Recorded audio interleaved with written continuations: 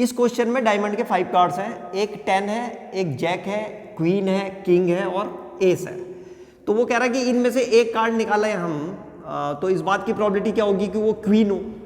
तो क्वीन के कितने कार्ड हैं यहाँ पे 1, तो यहाँ पे फेवरेबल आउटकम्स हो गया 1 और टोटल जो कार्ड्स हैं वो थे 5, तो इस बात की प्रोबेबिलिटी हो गई 5।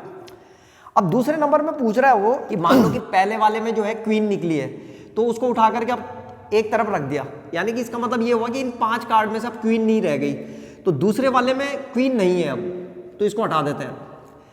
अब वो कह रहा है कि अब फिर से अगर हम सेकंड कार्ड निकालें तो वो इस बात की प्रोबेबिलिटी क्या होगी कि वो एक एस होगा वो। तो अब हम यहाँ पे देखते हैं एस कितने हैं 1, तो यहाँ पे लिखेंगे 1 और टोटल आउटकम्स कितने हो गए, तो क्वीन तो हट गई, तो अब टोटल आउटकम्स भी कम हो गए, तो 4 हो गए केवल, तो 1/4, तो ये आएगी प्रोबेबिलिटी। तो अगर हम सेकंड कार्ड को खींचे वहां से तो एस आने की प्रोबेबिलिटी 1/4 है, और वो कह रहा है कि क्वीन आने की प्रोबेबिलिटी क्या होगी इसी में सेम, तो अब क्वीन तो वहां है ही नहीं, तो फेवरेबल आउटकम्स कितने हो गए 0, क्योंकि क्वीन तो वहां है नहीं, क्वीन तो निकल करके एक किनारे रख दी थी। और फिर से टोटल आउटकम्स कितने हो गए 4, तो 0/4 कितना हो जाएगा 0, तो एक क्वीन आए इस बात की प्रोबेबिलिटी जो है 0 होगी। तो ये था क्वेश्चन नंबर 15।